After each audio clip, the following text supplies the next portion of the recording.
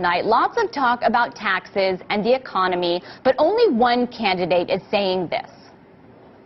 The fact that we are the issuer of the reserve currency of the world is a real temporary blessing for us, because it's easy for us to export our money. That's unfortunately our greatest export, and they're still taking our money.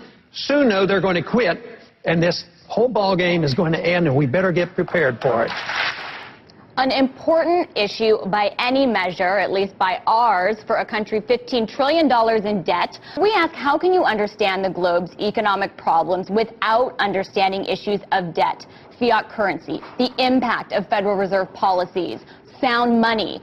That's what we don't get. And what path is the monetary system and the economy really on? You got to look at those things. So here to help us do that, founder of goldsilver.com and author of this book, Rich Dad's Advisors, Guide to Investing in Gold and Silver, Protect Your Financial Future. Michael Maloney is here with us. Thank you so much for being on the show. It's great to have you in studio. As I was telling you, your book really opened my eyes a decade ago to just reality, I guess. Oh, well, thanks for having me. Yeah, you know, one of the biggest problems we have is most people don't understand how the monetary system works and how debt-based currency robs all of us and transfers wealth to the banking sector. Well, we are really going to get into that. But first, I want to ask you this, because just playing that clip and watching the debate last night and following all of this, especially being in Washington, the conventional wisdom from Wall Street to wonks in Washington seems to be that Ron Paul's economic policies are loony, they're crazy. But my question to you, how can you look at the economy without talking about things like debt, fiat money, sound currency, all those issues he raises? Well, you can't. I mean, you said conventional wisdom, and actually it's conventional ignorance that all of these people are promoting. If you look at monetary history and you look at what has proven to work and what is proven not to work, a debt-based currency system eventually fails. Sound money always ends up winning. So it is, the status quo is conventional ignorance, and there's only one person out there that I see that actually really knows anything about it that's running for office, and that is Ron Paul. Well, that's what's so baffling to me, because being in Washington too, you have everybody from policymakers to wonks to bloggers to PhD students. I mean, everyone that is pro-Keynesian, they are pro-money printing. Maybe not, maybe they're critical, but they're not really looking at the Fed. As you've just said, they have conventional ignorance when it comes to somebody like Ron Paul, which they dismiss as fringe. But your view and the things he talks about, ironically, whenever I talk to investors, people that are independently making money, have skin in the game, have been successful, and are really kind of doing it for real, they all talk about the things that you're talking about and that Ron Paul is talking about. Why do you think that is? Well, it's the only thing that works. You know, history proves that these things work, that sound money works. History proves that fiat currency eventually doesn't work. The system always implodes. It's a debt-based currency system where we're borrowing currency into existence and promising to pay it back plus interest. The dollars required to pay the interest don't exist yet. So we have to work in the future. We always have to go deeper in debt every year than we were the previous year as a society for the whole system to continue functioning. And when we save up and we pay down debt, we extinguish those dollars that we borrowed into existence. This is a credit-based monetary system. So if we have to stay ahead of it, or the whole thing starts to implode by going deeper in debt. That's the reason we're $15 trillion in debt now, and we were only, I can't remember what we were when Obama took office, 11 or 12 trillion dollars. We have to go deeper in debt, or the whole thing implodes, and it's basically a form of enslavement. Have to, when we borrow currency into existence by the Federal Reserve writing a check and buying a bond, that bond is promising to pay back principal plus interest, and that interest, that principal and interest, comes from our tax dollars. So we have to work in the future to pay taxes for the dollars that exist today, that we're spending today. Are you saying we're all becoming serfs? Yes. Okay. That's exactly what I'm saying. I know that in the short term we have these big economic booms because of this currency system where we borrow currency into existence and we go on a credit binge and there's a boom, it goes into a bubble, but then the bubble collapses. Under a hard money system you have slower growth, but it's continuous growth. I have a feeling that our level of prosperity today would be far, far higher under a hard money system that is fair than it is under this fiat currency system. But the fiat currency system, the people that are in power, if they have the power of currency creation, they get to direct the spending. So it limits our freedom. When you have a hard money currency system, the government can't do as much deficit spending. The government has to be smaller. If they borrow too much, they slow down the economy because they're borrowing currency out of the private sector. So what drives the economy is the people and the freedom to vote with your wallet, vote what you want to spend. So the economy gets skewed the way the free market wants it to go, the way that people want it to go. Well, that's an interesting point. So, okay, let's get into some of these things because you're talking about how money is created. And I want to break that down for our viewers because money isn't exactly printed. It's loaned into existence, and that ties into the debt problems that we have. Can you explain how it works a little bit? Well, there's basically two forms of debt-based currency. Base money, which is created by the Federal Reserve whenever they write a check and they buy something.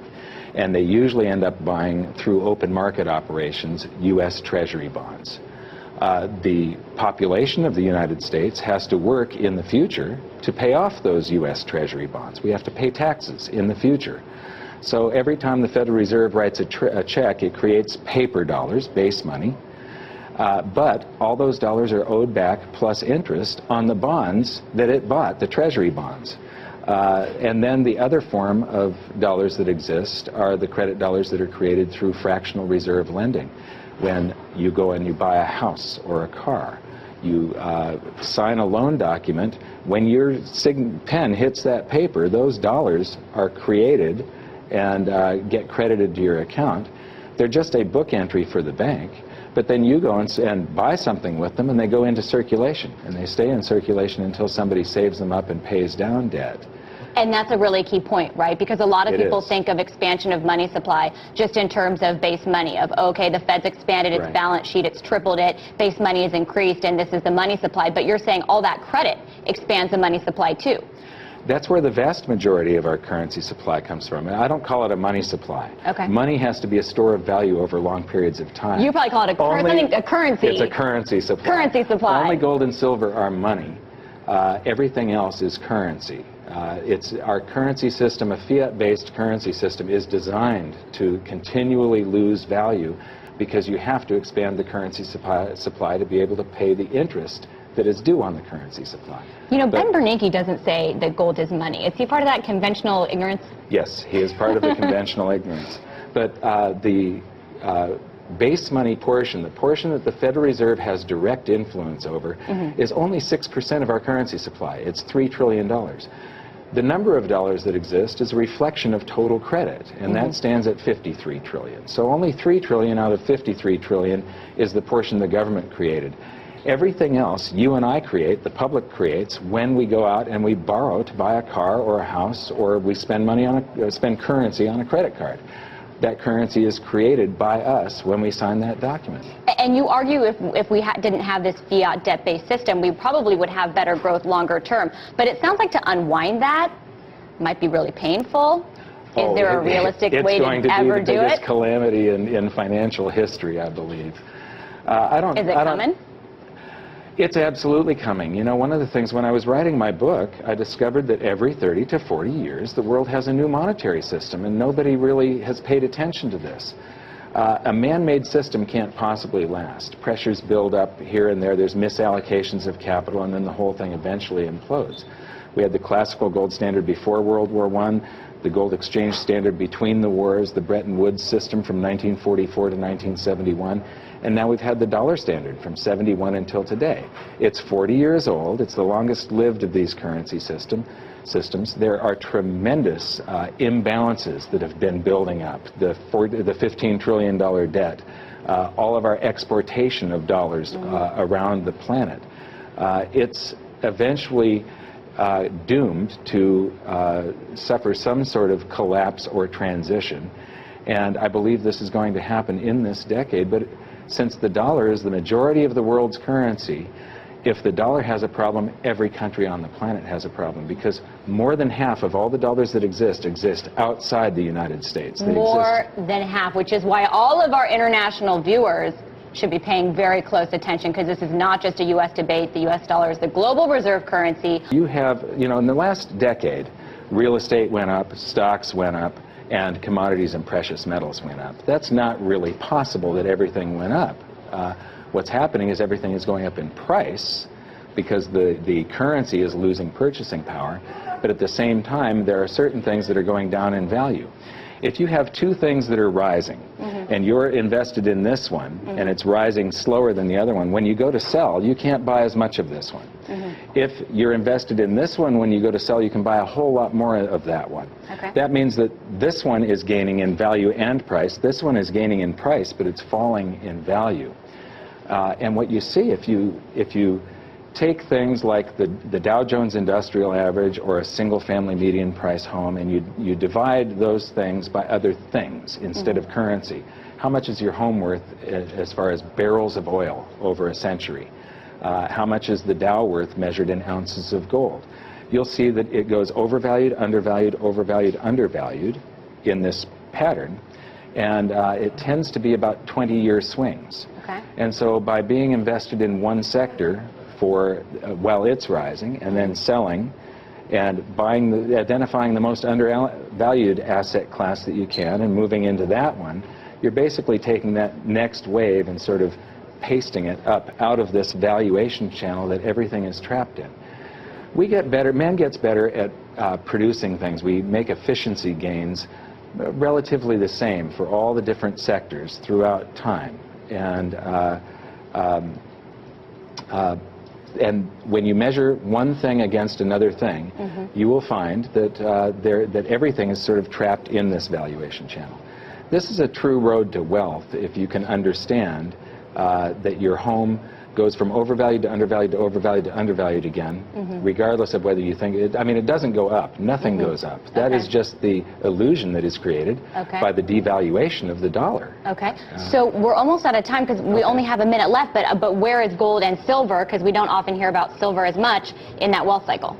Well, they've been in their cycle now for the last 11 years or 10 years, and this should continue for another probably.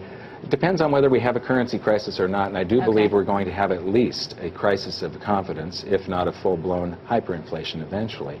I think we're going into a deflationary dip first, and then potentially a hyperinflation. But gold and silver should continue their accounting of the currency supply. We expand the currency supply, gold and silver lays in wait, and then it does this accounting. People realize there's something wrong with the currency. They rush back toward real money, gold and silver, and they bid the value of the gold and silver up until it equals the value of the circulating medium.